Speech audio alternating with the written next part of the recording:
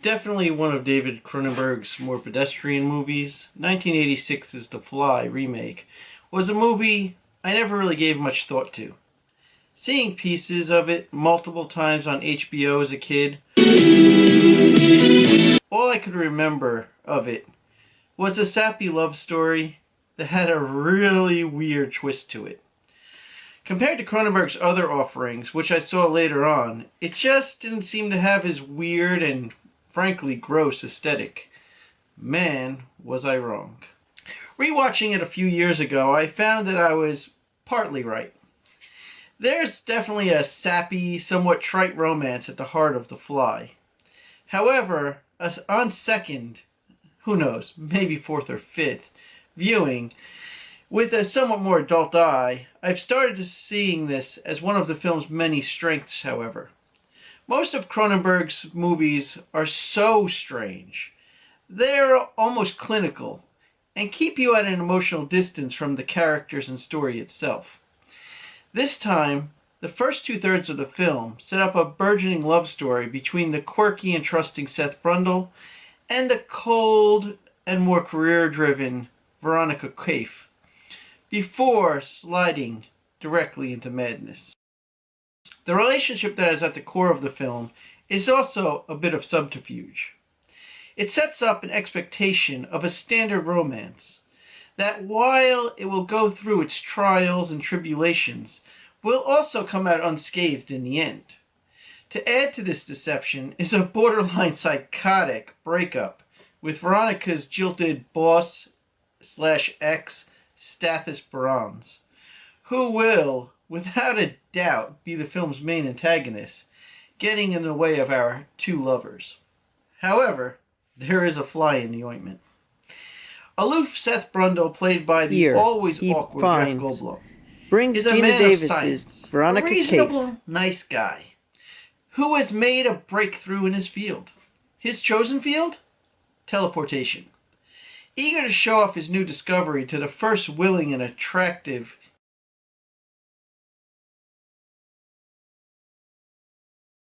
to his apartment, only to learn she is a reporter, only looking for her next story. She's prepared to ruin Seth Brundle for that elusive scoop, and brings it to her boss/lover, Stathis, who is more than a little skeptical and won't publish the story anyway. Hoping to prevent Veronica from publishing her article, Seth suggests they team up, and falling for this odd duck scientist, a romance ensues. This, of course, leads to John Getz Stathis finding out and giving a pretty over-the-top reaction to their breakup. Crude. Too perfect to believe. You're a goddess. Thank you for making my most paranoid fantasies come true. I don't have to report to you, you creep. This guy is nothing short of a douche. Veronica gives zero trucks about him, though, and continues seeing Brundle, who has finally perfected his experiments. While previously he could only teleport inanimate matter, he can now transfer life from one place to another, and gives his pet baboon the trip of a lifetime.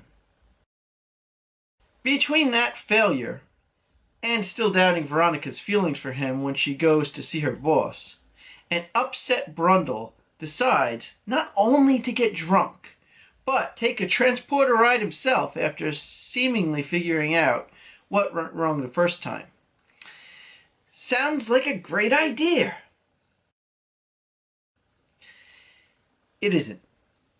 While the results seem great at first, Seth begins to slowly change. First, emotionally, as he gets a bit snippy with Veronica, and over the course of the film pays a grotesque physical price as he begins to deteriorate before her and the viewer's eyes.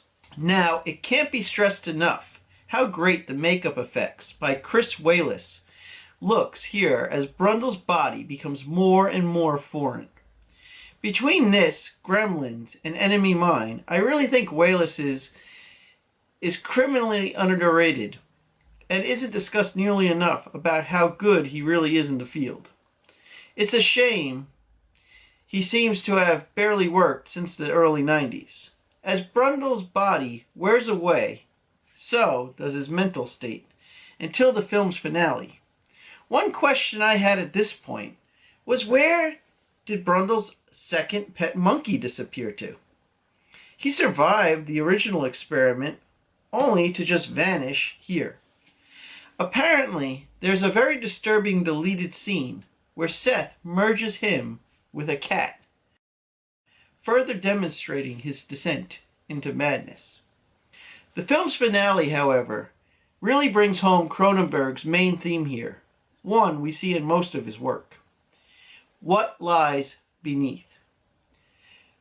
However, here, with its romantic intro, I think it might be at its most poignant. Seth Brundle, who is cool and collected on the outside, if a bit weird, has a dark side.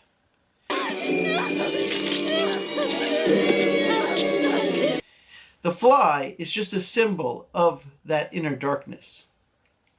When he feels his relationship with Veronica is threatened, his first instinct is to doubt her and do something drastic. Veronica herself, who starts the film tough and confident, falls to pieces emotionally when presented with Seth's predicament as well as another one of her own. And that asshat Stathis Borans, I keep wanting to call him Stannis Baratheon, who has been as terrible as his name is, well, he becomes the unlikely hero, shown to really care about Veronica's well-being after all. In wrestling, Seth and Stannis' relationship is one of those super rare and hard to pull off double face/heel turns.